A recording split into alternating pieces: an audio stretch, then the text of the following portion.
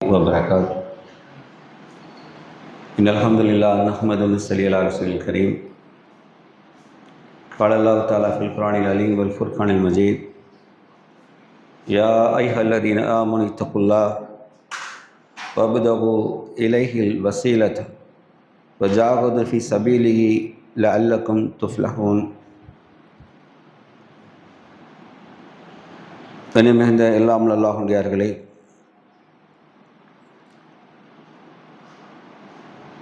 அல்லாஹ் ரப்பல் ஆலமீன் மூமின்களை நோக்கி சொல்கிறான்: யா அய்யுஹல்லதீன ஆமனு இத்தகுல்லாஹ், நீங்கள் அல்லாஹ்வை பயந்து கொள்ளுங்கள்.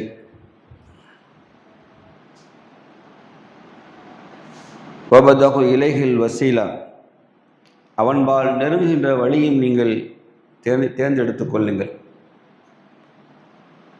வஜாகது ஃபி சபீலிஹி, அவன் பாதையிலே நீங்கள் போர் புரியுங்கள்.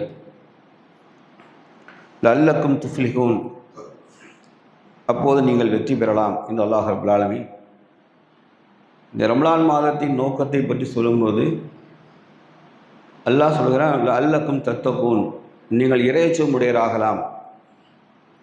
முதல் நாள் பார்த்தோம், இறையச்சம் உடையர்னா யாருங்கிறத நிறைய கேரக்டரை சொன்னோம். பொறுமையாளர்கள், உண்மையாளர்கள், அல்லாஹ்வின் பாதையில் தர்மம் செய்யக்கூடியவர்கள், சஹருடைய வேளையில் அல்லாஹ்விடத்தில் பாவ மன்னிப்பு தேடுவார்கள். எப்படி தேடுவாங்க? ரப்பனா இன்னனா ஆமன்னா ஃபக்ஃபிர் லனா துனூபனா ஃபகீனா அஸாபன்னார். யா அல்லாஹ், நிச்சயமாக நாங்கள் ஈமான் கொண்டோம், எங்கள் பாவங்களை மன்னிப்பாயாக, நரக நெருப்பின் வேதனை விட்டு எங்களை பாதுகாப்பாகன்னு சொல்லுவோம். முகத்துகளை தோடு பாதுகாப்பான்னு சொல்லுவாங்க. அப்போது அல்லாஹ் ரப்பல் ஆலமீன் இந்த இறையச்சம் என்கிற பண்பை பற்றி நீங்கள் ரமலான் மாதத்தில் அதை நீங்கள் அடைகிறதா உங்களுடைய நோக்கம், அதை அடைவது தான் உங்கள் நோக்கம் என்று அல்லாஹ் நமக்கு சொல்லி காமிக்கிறேன்.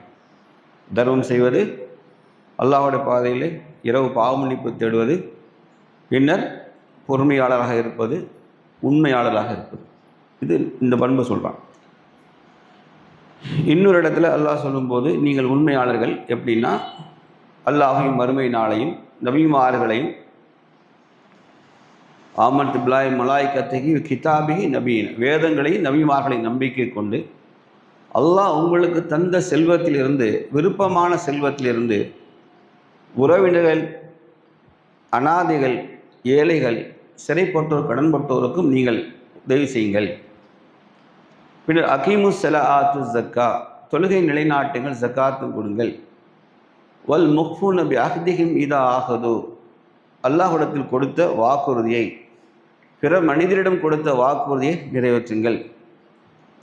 பிஸ்ஸாபிரீன் வல் முஃபூன பி அஹ்திஹிம் ஆஹது பிஸ்ஸாபிரீன் பில் பௌசாயி வல் அர்ராயி வஹினல் பௌஸ், நீங்கள் துன்பம் ஏற்பட்டால், இழப்பு ஏற்பட்டால் நீங்கள் பொறுமையை கடைபிடிங்கள்.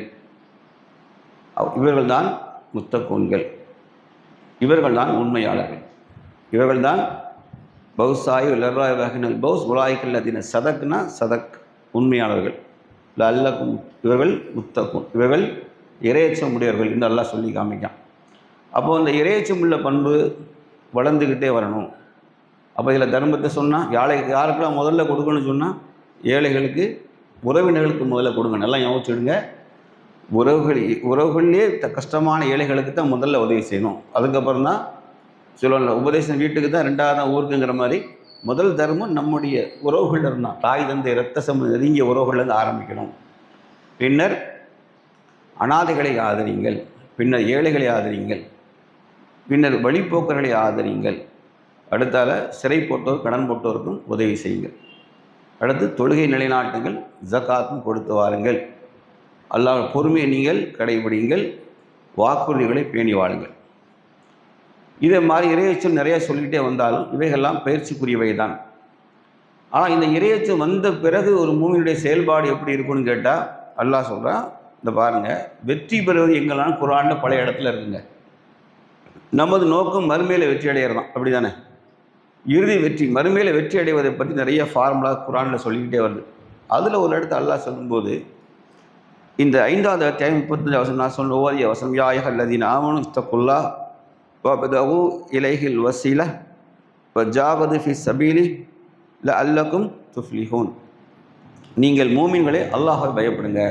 இங்கே இத்தக்குள்ளான்னு சொல்லிட்டு அல்லாஹ் பயப்படுன்னு சொல்லிட்டு சொன்ன செயல் என்ன தெரியுமா? அடுத்தவன் சொன்னது அவன்பால் நெருங்குகிற வழியை நீங்கள் தேடிக்கொள்ளுங்கள். அல்லாஹ்வின் பக்கம் நெருங்குகிற வழியை நீங்கள் தேடிக்கிடுங்க சொல்லிட்டு அடுத்த அல்லாஹ் சொல்லலாம் பாருங்க. நீங்கள் ஜாகது ஃபி சபீலி அல்லாஹ்வின் பாதையிலே போரிடுங்கள். அல்லாஹ்வின் பாதையிலே போரிடுங்கள். அப்படியே என்ன கிடைக்கும் தெரியுமா? அல்லாஹ் சொன்னான் லஅல்லக்கும் துஃப்லிஹூன், நீங்கள் வெற்றி அடையலாம். நீங்கள் வெற்றி அடையலாம்.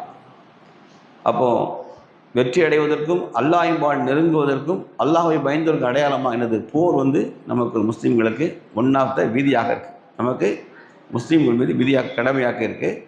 சும்மா சண்டை போடுறதில்ல. அதுக்காண்டி ஒரு முஸ்லீம் நாடாக இருந்தால் அங்கே பண்ணணும். அல்லது நம்ம இந்த பூமியில் வாழவே முடியாது, முஸ்லீம்கள் இந்த பூமியில் வாழ்வதற்கு எந்த உரிமையும் கிடையாது என்று சொன்னால் நம்ம போராடணும். அப்படின்னா அந்த போராட்டம் என்ன மாதிரி இருக்கும்? எடுத்த உடனே முஸ்லீம்கள் ஆயுதத்தை தூக்கி போராடிடணுமா? இப்போ இந்த நாட்டில் அப்படி போராட முடியுமா? இந்த நாட்டில் எல்லா மதங்களையும் மதிக்கிற நாடு, எல்லா மதங்களையும் போற்றுகிற நாடு, எல்லாருக்கும் அவரவர் மார்க்கத்தை பின்பற்றுகிற உரிமை உள்ள நாடு. இந்த நாட்டை நீங்கள் போராடலாம். ஆனால் எப்படி போராடணும்னா அது வேற ஒரு முறையில் அல்லாஹ் சொல்லித்தரோம். அல்லாஹ் சொல்கிறான் பாருங்கள், 22 சூரா ஹஜ்ஜில் 78 வசனம். வஜாகது ஃபில்லாஹி ஹக்க ஜிஹாதிஹி, வஜாகது பில்லாஹி ஹக்க ஜிஹாதிஹி. அல்லாஹின் பாதையிலே நீங்கள் போராட வேண்டிய முறைப்படி போராடு. இந்த இடத்துல நேரடியாக போர்னு சொல்லாமல் போராட வேண்டிய முறைப்படி போராடுங்கள்.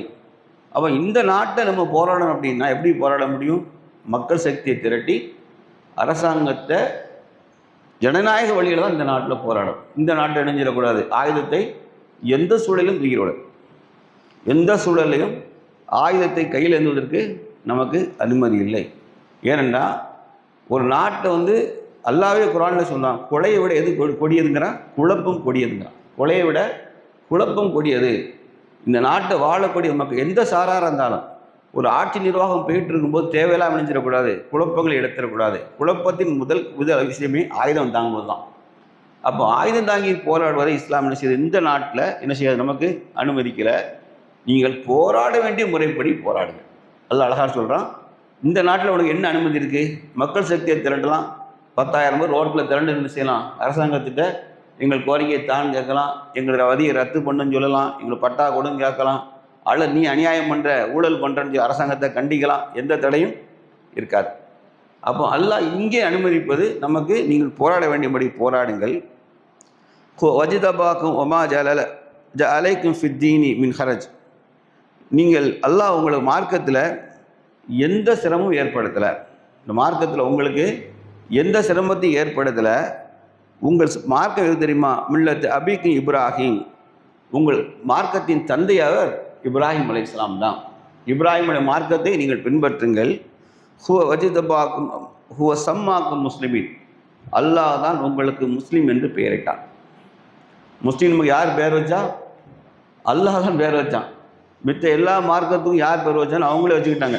நான் கிறிஸ்தவர்னு அவங்களே வச்சுக்கிடுவாங்க, நான் யூதுன்னு அவங்களே வச்சுக்கிடுவாங்க, நான் ஹிந்துன்னு அவங்களே வச்சுக்குவாங்க. ஆனால் முஸ்லீம் என்று அல்லாஹ் நாம் தான் உங்களுக்கு பெயர் வைத்தோம். உங்கள் மார்க்கத்தின் தந்தை இப்ராஹிம் அலைஹிஸ்ஸலாம். அப்படி சில போங்க உங்களுக்கு மார்க்கத்தை எந்த சிரமத்தையும் ஏற்படுத்தலை. நீங்கள் போராட வேண்டிய முறைப்படி போராடுங்கள். இங்கேயும் வெற்றியை பற்றி அல்லாஹ் சொல்லுவான். என்ன சொல்லுவான்னா, அதுக்கு முந்தைய வசனத்தில் இறை விசுவாசம் கொண்டோரே மூமின்களே இர்கவோ சுஜூது சுஜூது, நீங்கள் ருக்கும் செய்யுங்கள், மேலும் சுஜூதும் செய்யுங்கள். வாபுது ரப்புக்கும், உங்கள் இறைவன் மட்டுமே நீங்கள் வணங்குங்கள். நீங்கள் வெற்றி பெறும் பொருட்டு நீங்கள் நன்மை செய்யுங்கள். என்ன செய்யும்? எதை பெறும் பொருட்டு? வெற்றி பெறும் பொருட்டு நீங்கள் நன்மையை செய்யுங்கள். முதல் வசனம் என்ன சொல்லுச்சு? நீங்கள் லல்லக்கு முஃப்லிஹூன், நீங்கள் வெற்றி அடையலாம். இங்கே என்ன சொல்லுது? நீங்கள் வெற்றி அடையும் பொருட்டு என்ன செய்யணும்? ருக்கும் செய்யணும், சுஜூதும் செய்யணும், அல்லாஹ் ஒருவனையை வணங்கணும். நீங்கள் வெற்றி பெறும் பொருட்டு என்ன செய்யுங்க? அல்லாஹ்வை வணங்குங்கள். பின்னாடி என்ன சொன்னால், நீங்கள் ஜாகிது பில்லாஹி ஹக்க ஜிஹாதி, இறைப்பாதையிலே போராட வேண்டிய முறைப்படி போராடுங்க. அப்போ எல்லா இடங்களையும் என்ன சொல்லுதுன்னா, நீங்கள் முஸ்லீம்களுடைய கடமை என்பது தீமைகளை கண்டால் இயல்பாகவே அவங்க கொதித்திடணும். தீமைகளை கண்டால், ஏனென்றால் அல்லாஹ் ரப்புல் ஆலமீன் இந்த உம்மத்திற்கு கண்ணியத்தை தருவதாக சொல்வதே, கண்ணியம் என்பது முஸ்லீமுக்கு 2 விஷயம் ஹதீஸில் ஒன்று வருது. ஒரு மூமினின் கண்ணியம் என்பது இரவு நின்று வணங்குவது, தஹஜ்ஜுத் தொழுவது. மூமினின் கண்ணியம் என்பது எதுவா? தஹஜ்ஜுத் தொழுவது. அவனது கௌரவம் என்பது பிறரிடத்தில் தேவையற்று வாழ்வது, பிறரிடத்தில் தேவையற்று வாழ்வது. இங்கே அல்லாஹ் சொல்றான், நீங்கள் மேன்மையான சமுதாயம். ஏன் தெரியுமா? குர்ஆனில் பேச, நீங்கள்லாம் முஸ்லீம் தாப்பா மேன்மையான சமுதாயம். ஏன் தெரியுமா? குன்தும் ஹைர உம்மத் வ உஹ்ரிஜத் லின்னாஸி தஅமலூன பில் மஅரூஃப் வல் தன்ஹவுன அனில் முன்கர் துமினு பில்லாஹ். அல்லாஹ்வால் படைக்கப்பட்ட சமுதாயத்தில் நீங்கள் தான் மேன்மையான சமுதாயம். காரணம், நீங்கள் நன்மையை ஏவுகின்றீர்கள், தீமையை தடுக்கின்றீர்கள். அப்போ முஸ்லீம் என்பவர் நன்மை ஏவி தீமையை தடுப்பதும் அல்லாஹுடைய தூதர் நபி ஸல்லல்லாஹு அலைஹி சொன்னாங்க ஜிஹாத். அதிலே சிறந்த ஜிஹாத் என்ன தெரியுமா? ஆட்சியாளரிடம் போய் நீ தவறு செய்கிறாய் என்று தைரியமாக அநீதிக்கு எதிராக சுட்டி காட்டி பேசுவதுதான் ஜிஹாதிலே சிறந்த ஜிஹாத் என்றார். ஜிஹாதிலே சிறந்த ஜிஹாத் என்னன்னா, இப்போ இந்த நாட்டில் என்ன செய்கிறோம்? ஆட்சியாளர் கொடுமைப்படுத்துகிறோம் அப்படின்னா மக்களை திரட்டி ரோட்டில் போய் நின்று எனக்கு அநீதி செலுத்துகிற சிஏ என்ஆர்சி போராடணுமா இல்லையா? சிஏ என்ஆர்சிக்கு போராடணும்ல, குடும்பமாக ஆணும் பெண்ணுமா வந்தோம்ல. அப்போது இதுதான் இந்த நாட்டில் இஸ்லாம் நமக்கு அனுமதிக்கிற ஜிஹாத். இது தலை சிறந்த ஜிஹாத் தான். ஏன்னா இதில் 2 விஷயம். ஒன்று நம்மளுடைய எதிர்ப்பை பதிவு செய்கிறது, இன்னொன்று பிற மக்களுக்கு நம்ம எவ்வளோ இடையூறு இருக்காது. பிற மக்கள் வாழ்க்கைக்கோ எதுவுமே எந்த இடையூறு இருக்காது, எந்த பொருளாதார பாதிப்பையும் ஏற்படுத்தாது. அதே நேரத்தில் நம்முடைய எதிர்ப்பையும் நம்முடைய உரிமைகளையும் வலிமையாக கேட்கிறோம். ஜாகது பில்லாஹி ஹக்க ஜிகாதி. அப்போ அது ரொம்ப அல்லாஹ் சொல்லிட்டு இதெல்லாம் நீங்கள் செய்வீங்க பாருங்கள். நீங்கள் அடுத்து அல்லாஹ் செய்யணும்னு சொல்கிறான், நீங்கள் வகீமு ஸலா ஆத்து ஜக்கா, நீங்கள் தொழுகை நிலைநாட்டுங்கள், ஜக்காத்தும் கொடுத்து வாருங்கள். எல்லா பக்கம் என்ன சொல்கிறான்? தொழுகை நிலைநாட்டுங்கள், ஜக்காத்தும் கொடுத்து வாருங்கள் சொல்லிட்டு அல்லாஹ் சொல்கிறான்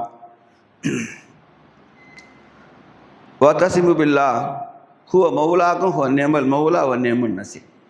அல்லாஹ் தான் பாதுகாவலன், அல்லாஹ் தான் மிகச்சிறந்த பாதுகாவலன், அவன் மட்டுமே மிகச்சிறந்த பாதுகாவலன், அவன் மட்டுமே மிகச்சிறந்த உதவியாளன். அல்லாஹ் தான் பாதுகாவலன், அல்லாஹ் மட்டுமே சிறந்த பாதுகாவலன். அல்லாஹ் திருப்பி சொல்லிட்டே வரான், அல்லாஹ் மட்டுமே சிறந்த பாதுகாவலன், அல்லாஹ் மட்டுமே மிகச்சிறந்த உதவியாளன். நீங்கள் மில்லத்தை அபீக்கும் இப்ராஹிம், இந்த மார்க்கத்தில் நீங்கள் இப்ராஹிம் தந்தை ஆதி தந்தை உங்கள் மார்க்கத்தில் இந்த இப்ராஹிம் மார்க்கத்தில் இருக்கிறீங்க. அல்லாஹ் உங்கள் சிரமத்தை ஏற்படுத்த விரும்பவே இல்லை. உங்களுக்கு அல்லாஹ் தான் முஸ்லீம் என பெயரிட்டான். நீங்கள் தொழுகை நிலைநாட்டுங்கள், ஜக்காத்து கொடுங்கள், போராட வேண்டிய முறைப்படி போராடுங்கள், அதுக்கு முந்தைய ருக்குவும் செய்யுங்கள், சுஜூதும் செய்யுங்கள், அல்லாஹ் ஒருவனை மட்டுமே வணங்குங்கள், நீங்கள் நன்மை செய்வீர்கள், நீங்கள் வெற்றி அடைவீர்கள். அப்போ அல்லாஹ்வின் பாதைகளை போராட வேண்டிய முறைப்படி போராடி நாம் தொழுகையை நிலைநாட்டி ஜக்காத்தும் கொடுத்து அல்லாஹ் ஒருவனே வணங்கி வந்தால் அல்லாஹ் என்ன சொன்னா, அவன்தான் உங்கள் பாதுகாவலன், அவனே மிகச்சிறந்த பாதுகாவலன், அவனே மிகச்சிறந்த, திருப்பி சொல்லிட்டு வர மிகச்சிறந்த பாதுகாவலன், அவன்தான் உங்கள் உதவியாளன். அல்லாஹோட உதவி நமக்கு வரும். ஆனால் அல்லாஹுடைய உதவி எப்போ வரும் அப்படிங்கிறதுக்கு முக்கியமான விஷயத்த சொல்கிறேன். அல்லாஹுடைய உதவியை ஒரு மூமின் எதிர்பார்க்குறான் அப்படின்னா நீண்ட பொறுமை தேவை அவனுக்கு. அல்லாஹோட உதவியை இக்கட்டான சூழல்ல அல்லாஹ்வுடைய உதவியை ஒரு முஸ்லீம் எதிர்பார்ப்பான் என்றால் அவன் நீண்ட பொறுமையை கைக்கொள்ளும். அல்லாஹ் மூமினுடைய ஈமானை சோதிக்காமல் என்ன செய்யலை, வெற்றியை தருவதில்லை. தனி மனிதனுக்கோ அல்லது ஒரு முஸ்லீம் சமுதாயமாக நிற்கிற இடத்துல அல்லாஹ் ரப்புல் ஆலமீன் நமது ஈமானை கடுமையாக சோதிப்பான். அல்லாஹ் சொல்றான், ஈமான் கொண்டவர்களே நீங்கள் எளிதாக சொர்க்கம் செல்லலாம் என்று எண்ணிக்கொண்டீர்களா? நம்ம அதை என்ன நினச்சிட்டு இருக்கான், பள்ளியாசிலே படுத்து நடந்துட்டு அப்படியே முகத்தை நேராக கபூரில் படுத்தவுடனே கபூர்லாம் லைட்லாம் போட்டு உள்ளே இருக்கும் போல் உள்ளே ஏசிலாம் வச்சு அடிப்பான்னு நினச்சிக்கிட்டு இருக்கான். அதுக்கு இஸ்லாம் எந்த சம்பந்தமும் கிடையாது. அல்லாஹ் சொல்லுவான், நீங்கள் ஈமான் கொண்டவர்களே நீங்கள் லேசாக சொர்க்கம் செல்லலாம் என்று எண்ணுகின்றீர்களா அப்படி சொல்லிட்டு அடுத்த சொன்னான், நபிமார்களையும் நபிமார்களோடு சேர்ந்தவரையும் யார் சகாபாக்கள் இருந்தாங்கல்ல நபி தோழர்களையும் நாம் ஆட்டி படைத்தவனே. எப்படி சோதனையால் கடுமையாக ஆட்டி ஜில்ஜிலுங்கிற வார்த்தை, பூமி குலுங்குற சொல்கிற வார்த்தை, இதா ஜில் ஜில்லத்தில் வார்த்தை வருதுல்ல, அதே வார்த்தை அல்லாஹ் அங்கே சொல்லுவான், நாம் ஆட்டிட்டோம் அவங்கள, அப்படி நிலைகுலைய வச்சுட்டோம். அவர்கள் அல்லாஹ்வுடைய உதவி எப்போ வரும்னு ஏங்கினாங்க நபிமார்கள். அல்லாஹ் உன்னுடைய உதவி. அல்லாஹ்வுடைய தூதர் நபி ஸல்லல்லாஹு அலைஹி வஸல்லம் பத்ர் போர் நாளை விடிந்தா போர் என்றால் இன்று இரவு அல்லாஹ்வுடைய சுஜூதில் இருந்தாங்க. ஒரு நபி தோழர் வந்து அல்லாஹ்வுடைய ரொம்ப நேரம் இருக்கிறத பார்த்துட்டு எதுவும் நிகழ்ந்து விட்டதோன்னு பயப்படுற அளவுக்கு இருந்தாங்க. அவர் அல்லாஹ்வுடைய தூர் என்னதான் சொல்கிறாங்க அப்படிங்கன்னு அமைதியாக இருந்து கேட்குறாரு. வேறு எந்த துவாவும் செய்யல. அல்லாஹ்வுடைய தூர் யா ஹய்யுல் கையூம், யா ஹய்யுல் கையூம், யா ஹய்யுல் அல்லாஹ் கேட்டுக்கிட்டு சொல்லிக்கிட்டே இருந்தான். யா ஹய்யுல் கையூம், யா ஹய்யுல், நித்திய ஜீவனே மரணிக்காதிருப்பவனே, நிச்சய ஜீவனே மரணிக்காதிருப்பவனே, நித்திய ஜீவனே சொல்லிக்கிட்டே எப்படி ஃபஜ்ர் நேரம் வரைக்கும் அமிசலா எந்த துவாவும் செய்யாமல் இப்படியே இருந்தது. அபூபக்கர் சித்திக் ரலியல்லாஹு அன்ஹு வந்துட்டு அல்லாஹ்வின் தூதரே, நீங்கள் உங்கள் இறைவன்கிட்ட நீண்ட நேரம் இருந்துட்டீங்கன்னு சொல்லக்கூடிய அளவுக்கு பிரார்த்தனைகள் நீடித்தது. ஏன்னா நாளை விடிந்தால் என்ன நடக்கும் இறை தூதருக்கு தெரியும். இறை தூதருக்கு தெரியும் மறுநாள் யுத்த களம் சூடு பிடிக்குது, யுத்தம் சூடு பிடிக்குது, எண்ணிக்கையில் குறைவு, பத்ர் போர்க்களத்தில் எண்ணிக்கை குறைவு, அதே நேரத்தில் ஆயுதம் ப்ரிப்பரேஷன் குறைவு. ஒன்னேண்டு உறுதியாக இருந்தது, அல்லாஹ் தான் ரப்பு, அவனுக்காக தான் யுத்தங்கிறதுல மிக தெளிவாக இருந்தாங்க. எதிரிலும் படைய முழு தயாரிப்பு வலிமையாக இருந்தது. சுப்ஹானல்லாஹ், அல்லாஹ் எப்படி உதவி செய்வாங்கிறதுக்கு 8வது அத்தியாயம் 11வது வசனம் வாசி காமிக்க பாருங்க, அவங்களுக்கு தலை சுத்தும். அதுக்கு முந்தைய நாள் இரவு மழை பொழிந்தது. பத்ர் போருக்கு முந்தைய நாள் மழை பொழிந்தது. முதல்ல வந்து படையை எந்த இடத்துல நிறுத்துவதுன்னு ஒரு யோசனை வந்து அல்லாஹ்வுடைய தூர் இடத்த முடிவு பண்ணிட்டாங்க. இந்த இடத்துல படையை நிறுத்திடணும்னு முடிவு பண்ணிட்டாங்க. முடிவு பண்ண பிறகு ஒரு நபி தோழர் கிட்ட வராரு. அல்லாஹ் அவருக்கு ஒரு ஞானத்தை சொல்கிறான். அல்லாஹ்வின் தூதரே, நீங்கள் படையை இந்த இடத்துல நிறுத்தணும் முடிவு எடுத்தது அல்லாஹ் உங்களுக்கு சொன்ன கட்டளையா அல்ல நீங்கள் தீர்மானித்ததான்னு கேட்குறாங்க. உடனே நபி ஸல்லல்லாஹு அலைஹி வஸல்லம் சொல்கிறாங்க, இல்லை நான் எடுத்த முடியும் அப்படின்றாங்க. அப்படின்னா நான் ஒரு ஆலோசனை சொல்லட்டுமா அப்படின்னு கேட்டார். சொல்லுங்கன்னாங்க.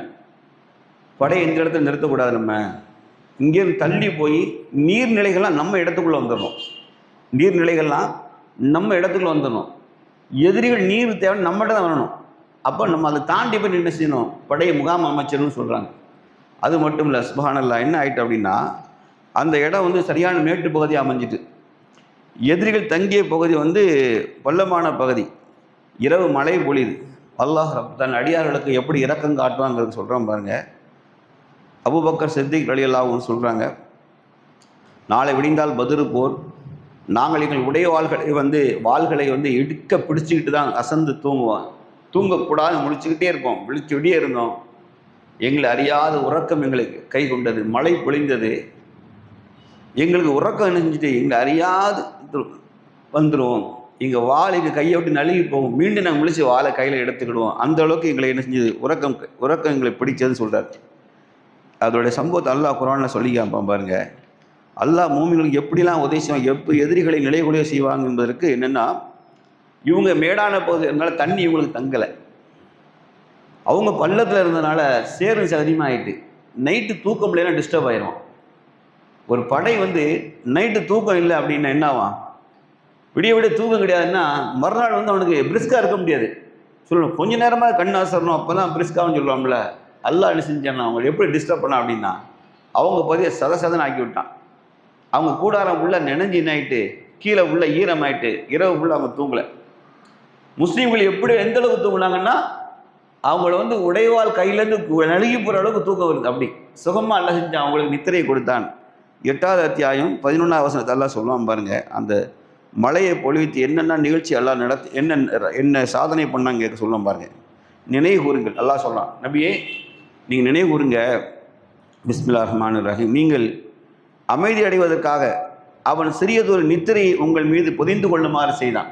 எதுக்கு, படை வந்து பத்ர் போர்க்களத்துக்கு போனவர்கள் நிம்மதி அடைவதற்காக சிறியதொரு நித்திரை, நல்ல ஒரு ஆழ்ந்த தூக்கத்தை, எப்படின்னா கொஞ்ச நேரம் தூங்கினா அம்மனை தூங்கினப்ப கொஞ்ச நேரம் தூங்கினப்பா நல்லா தூங்கிட்டேன், அந்த மாதிரி நித்திரை அல்லாஹ் தந்தான். இன்னும் உங்களை அதன் மூலம் அல்லாஹ் தூய்மைப்படுத்தினான். அந்த மழையின் மூலமாக அல்லாஹ் நல்ல உறங்குனீங்கள்ல, நீங்கள் ஃப்ரெஷ் ஆகிட்டீங்க, தூய்மையாக்கினான். அதன் மூலம் ஷைத்தானின் அசுத்தத்தை விட்டும் தீய எண்ணத்தை விட்டும் உங்களை நீக்கினான். மழையின் மூலம் என்னென்ன செய்கிறான் பாருங்க, ஷைத்தானின் அசுத்தமான தீய எண்ணங்களை விட்டு நீக்கினேன். என்ன நாளைக்கு என்ன நடக்குமோ, நம்ம பிழைப்போமா மாட்டோமா, இதானே தீய எண்ணம், என்ன நிற்கலாமா ஓடிடலாமா எல்லாமே வரும்ல. ஏன்னா படை முழு படை, இவங்க படை போருக்குன்னே தயாராக வரல. இவங்க அபு சுஃபியான் தலைமையில் இருந்த வாணிப கூட்டத்தை பிடிக்க வந்த கூட்டம். ஆனால் அல்லாஹ் என்ன செஞ்சான், ரெண்டில் ஒன்றை விரும்புன்னு நினைச்சீங்க, அல்லாஹ் தான் உங்க மீது போரை அல்லாஹ் தான் விதியாக்கினான். இவங்க வாணிப கூட்டத்தை பிடிக்க தான் வந்தாங்க. அல்லாஹ் சொன்னா நாம் தான் போரை இவங்க மீது திணித்தோம் அப்படிங்கிறான். அப்பவும் இவங்க தயாராகிட்டாங்க. அப்போ அல்லாஹ் சொன்னான், சைத்தானின் அசுத்தத்தை விட்டு உங்களை நீக்கினான், மேலும் உங்கள் இதயங்களை அவன் பலப்படுத்தினான், அதை கொண்டு உங்கள் பாதங்களையும் உறுதிப்படுத்தினான். எதை கொண்டு? ரம்மியமான மலையை கொண்டு அல்லாஹ் இதயங்களை பலப்படுத்தினான், பாதங்களை உறுதிப்படுத்தினான். அவன் உங்களிருந்து இதற்காகவே வானிலிருந்து மழையை பொழிய செய்தான். ஒரு மலை என்னெல்லாம் செய்து பாருங்க. இது நம்ம கற்பனையே செய்ய முடியாது. மழை என்னப்போ இதெல்லாம் செய்யுமானா, அல்லாஹ் நாடினா மழை என்ன செய்யும்? என்ன வேணாலும் செய்யும். மழை என்ன வேணாலும் செய்யும். ஒரு இராணுவ வீரன் பிரிஸ்காக இருக்கணும் அப்படிங்கிறதுக்கு ரொம்ப முக்கியமான விஷயம் என்னன்னா, ஃபிட்டாக இருக்கணும் அப்படிங்கிறதுக்கு ஜாலுத் படைகள். அப்போ தாலுத்துடைய படைகள் ஆற்றை கடந்து வருது. அப்போ கடந்து வரும்போது அல்லாஹ் ஒரு கட்டளை போட்டான் அந்த படைக்கு. என்ன சொன்னான்னா, படை வீரர்களே, நீங்கள் என்ன செய்யக்கூடாது, ஆற்றை கடந்து அந்த பக்கம் போகும்போது நல்லா கேட்டுடுங்க, படை நீண்ட தூரம் பயணித்து வருது, தாகம் எடுக்கும், ஆறு கரெக்டாக உள்ளே கிராஸ் ஆகுது. இப்போ என்ன செய்வான்னு சொல்லுங்க, தண்ணியை வயிறு மட்டும் குடிச்சிருவான். இப்போ அல்லாஹ் ஒரு சட்டம் போட்டான், நீங்கள் இப்படி ஒரு என் கையை பார்த்துக்கிறேன், சிறங்கைன்னு இப்படி இந்த கை, இந்த ரெண்டு மொத்தமாடுறதுல எது ஒரு சாவு வந்துடும். ஒரு கை அளவு நீரை தவிர அதிகமாக பருகக்கூடாது சட்டம் போட்டான். ஒரு கைக்கு அதிகமாக நீரை பருகக்கூடாது அப்படின்னு அல்லாஹ் சொன்னான். ஆனால் அந்த படையில் என்ன பண்ணாங்க, ஒரு சிலரை தவிர பெரும்பாலோர் தண்ணியை மடங்கு குடிச்சிட்டாங்க.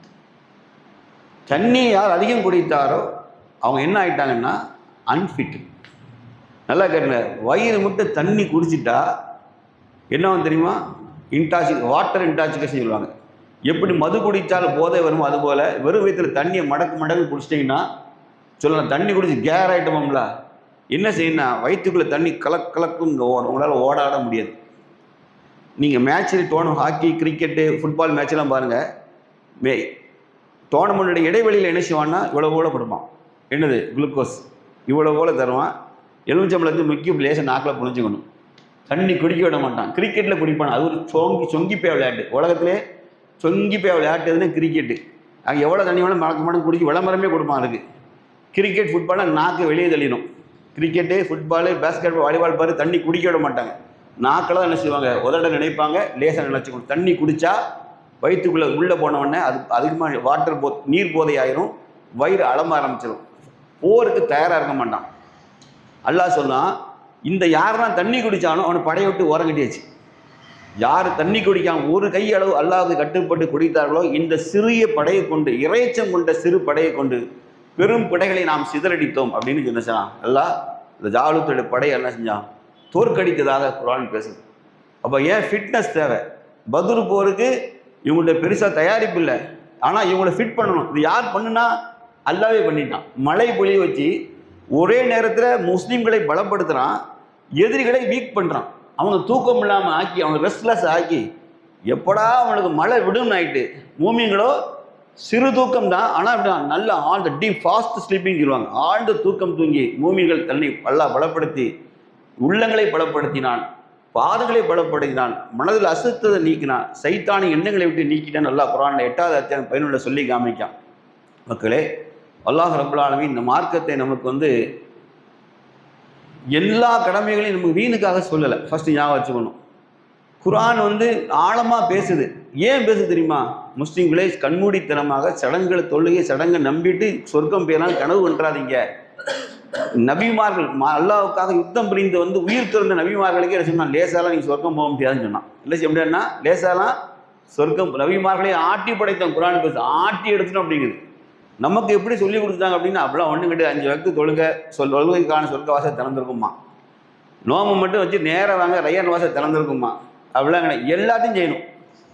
ஒரு முஸ்லீம் செய்யணும் எல்லாத்துக்கும். அபூபக்கர் சித்திக் ரலியல்லாஹு சொன்னாங்கல்ல, இன்றைய தினம் தொழுதவர் யார், தூக்குன கையை தூக்குனாங்க. இன்றைய நோன்பு வைத்தவர் யார், நான் தான்டாங்க. இன்றைய தினம் சதக்கா செய்தவர் யார், நான் தான். இன்றைய தினம் ஜனாசாவை பின்தொடர்ந்தவர் யார், நான் தான். இன்றைய தினம் ஜனாசை தொழுதவர் யார், நான் தான். நோயாளிகளும் விசாரித்து யார், நான் தானே. சொர்க்கத்தின் அனைத்து வாசல் நீங்கள் அழைக்கப்படுவீர்கள் போங்கட்டாங்க. ஒரு முஸ்லீம் எல்லாத்துலேயும் பங்களிக்கணும், எல்லாத்துலேயும் பங்களிக்கணும். மூமின்கள் எப்போதுமே அல்லாஹ் நெருங்க. அல்லாஹ் குர்ஆன்ல என்ன சொன்னான்? இறை விசுவாசிகளே அல்லாஹ்வை பயந்து கொள்ளுங்கள், அல்லாஹை நெருங்கும் வழியை தேர்ந்தெடுத்துக் கொள்ளுங்கள். அல்லாஹ்வை நெருங்கும் வழியை தேர்ந்தெடுத்துக் கொள்ளுங்கள், இறை பாதையிலே போர் புரியுங்கள், லல்லக்கும் துஃப்லிஹூன், நீங்கள் வெற்றியடைவீர்கள். அல்லாஹ் ரப்பல் ஆலமீன் நம் உம்மத்தை, முஸ்லிம் சமுதாயத்தை, அல்லாஹுடைய தூதர் முஹம்மது ரசூலுல்லாஹி ஸல்லல்லாஹு அலைஹி உம்மத்தை நாம் எவ்வேறு பிரிவுகளாக பிரிந்திருந்தாலும் அல்லாஹ் ரப்பல் ஆலமீன் இதயங்களில் அல்லாஹ் தான் ரப், அல்லாஹுடைய தூதர் முஹம்மது ரசூலுல்லாஹி ஸல்லல்லாஹு அலைஹி வஸல்லம், அல்லாஹுடைய வேதம் திருக்குரான், கியாம நாள் உண்டு, மறுமையில் நிச்சயமாக அல்லாஹ் நிச்சயம் விசாரிப்பான் என்ற நம்பிக்கை யாருக்கெல்லாம் இருக்குதோ, யார் நம்மை போன்றே தொழுவார்களோ, யார் நம்மை போன்றே அறுத்து பலியிட்டு நிச்சயவாங்க உண்பார்களோ, நமது கிப்லாவை முன்னோக்குவார், நம்மை போன்றே ஹஜ்ஜு செய்வார், இவர்கள் யாவரும் முஸ்லீம்கள் தான். வாஹிர் தவானா அல்ஹம்துலில்லாஹி ரப்பில் ஆலமீன். அஸ்ஸலாமு அலைக்கும் வரஹ்மத்துல்லாஹி வபரகாத்துஹு.